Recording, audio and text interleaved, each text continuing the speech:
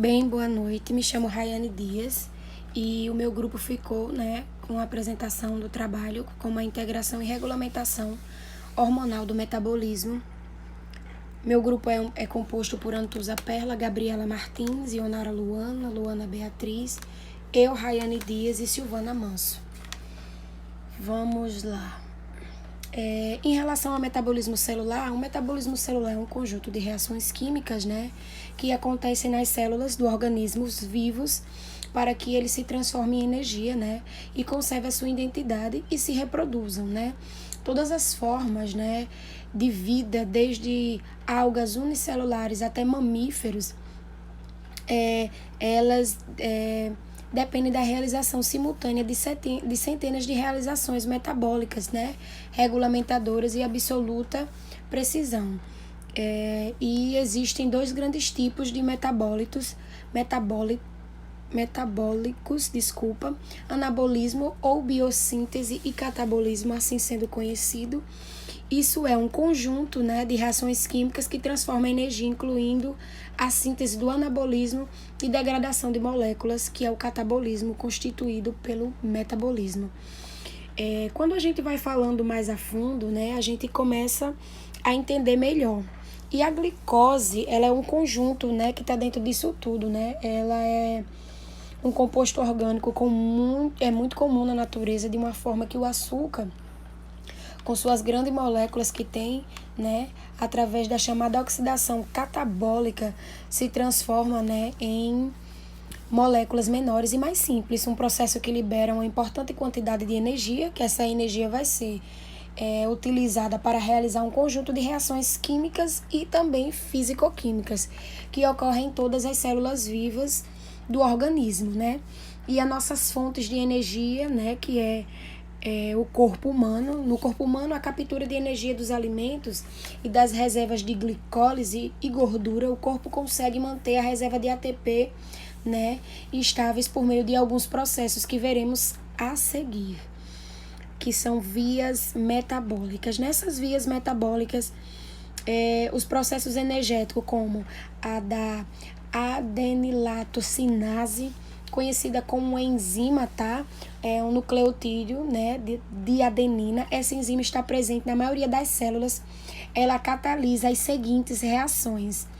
Primeira reação que ela catalisa é o fosfato de alta energia, que é o ADP, seja utilizado na síntese de ATP. Segunda, que é o AMP, formado em consequência de reações de ativação envolvendo o ATP, ou seja, resfosforilado o ADP, desculpa, a palavra é difícil, resfosforilado a ADP. 3. A concentração do AMP, que no caso é o aumento do ATP, que ela se torna mais escasso, do modo que seja capaz de atuar como um sinal metabólico, E o aumento da velocidade da reação. Quando a gente fala da creatinina fosfocinase ou fosfocreatina, ela é para reconstituir rapidamente os níveis de ATP. Sendo assim, as células do músculo que contêm um composto de fosfato altamente energético formado por fosfocreatina, o fosfato ele é extraído da fosfocreatina e através da atuação da enzima creatina fosfoquinase e é também transformado em ADP. Para produzir o ATP, a célula de transformação ATP em ADP e rapidamente o fosfato transforma o ADP em um novo ATP. Então é um ciclo, Como a gente já viu e já foi explicado pela senhora, professora?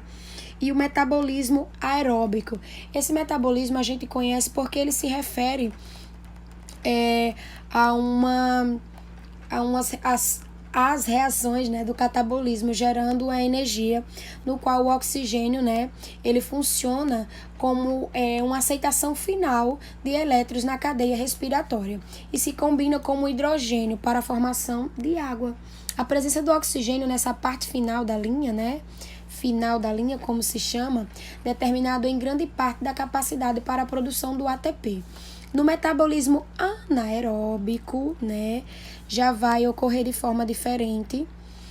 No metabolismo não há mais formação de água, no anaeróbico, porque a partir do oxigênio, durante a oxidação do combustíveis metabólico, consiste que o ATP no citosol, por meio da oxidação da glicólise, proveniente do glicogênio, são formados o piruvato, o lactato, e esse processo é mais a formação do ATP, muito mais rápido, em torno de 50% da velocidade da fosfocreatina. No entanto, apenas 2 moléculas de ATP são formadas, como a senhora já disse várias vezes, né? E a gente viu aí. Vamos mais para frente. Professor, e nas vias metabólicas? Nas vias metabólicas, a glicólise, ela envolve 10 enzimas, né? Ocorre no citoplasma, 11 metabolitos, divisão de 3 estágios. O primeiro estágio é o investimento, que é o aprisionamento e a desestabilização da glicose.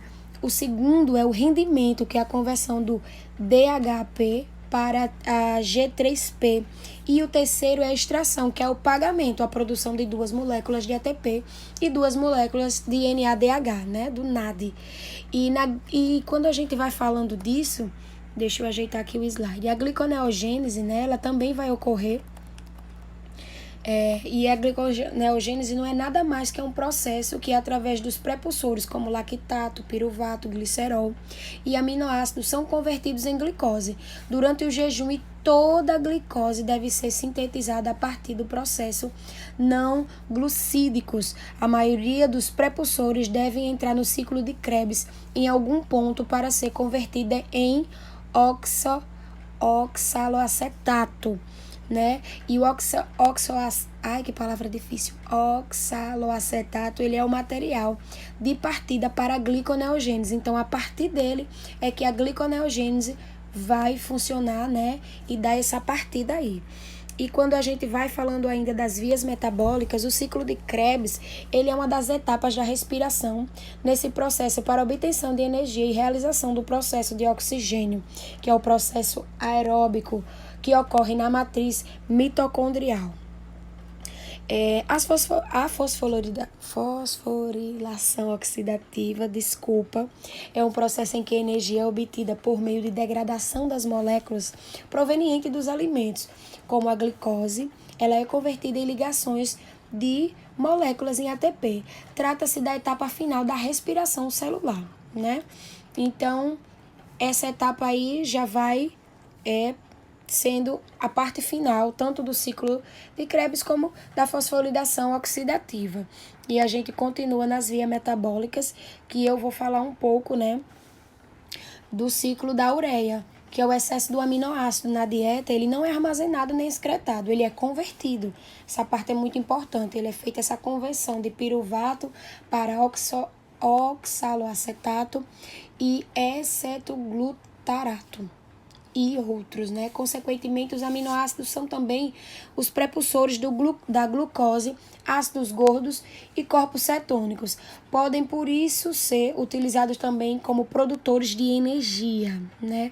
O processo que envolve a eliminação, né, desses grupos da amina é a desaminação, incorporação do anônimo, assim produzindo a ureia para posteriormente a excreção, né, da conversão do esqueleto carbonato em intermediários metabólicos.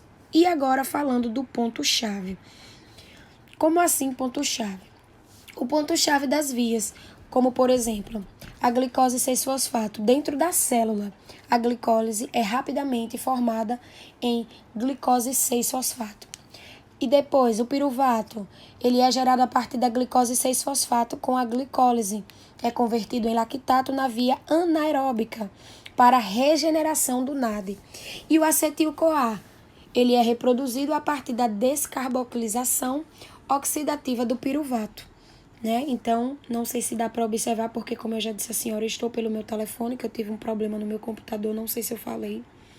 Essa já é a terceira vez que eu gravo esse vídeo, eu espero que agora realmente dê certo, professora.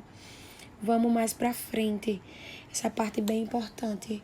Na regulação hormonal, os níveis de glicose no sangue precisam ser mantidos, né, para mais ou para menos estáveis.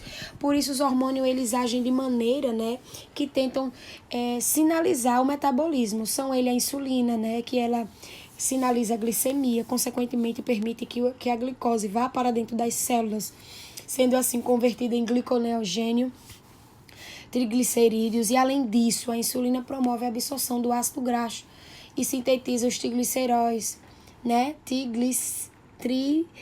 Triagliceróis. É complicado mesmo. O glucagon também, ele sinaliza que a glicemia está baixa e o corpo responde mobilizando reservas de energia, né? E a adrenalina é um hormônio no fígado que ativa a gliconeogênese, mobilizando o glicogênio, armazenando, né? E inativa a síntese do gliconeogênio no músculo, né? Promovendo a glicólise no tecido adiposo, mobilizando também os ácidos graxos. E o cortisol, que a gente não pode deixar de falar, que é um dos hormônios esteroidais que sintetiza o estresse crônico. Sua ação é demorada porque altera o metabolismo a partir da expressão dos genes das enzimas.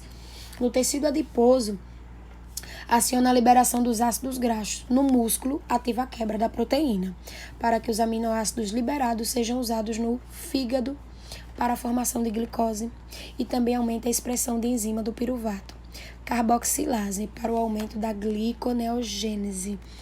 Bom, professora, segue aqui, né, ainda um pouco do slide e as nossas referências. Eu peço desculpa, senhora, pois realmente eu tive muita dificuldade de gravar esse trabalho. Eu estou gravando pelo meu telefone, mas eu espero que a senhora goste, tá bom? Obrigada pela sua atenção.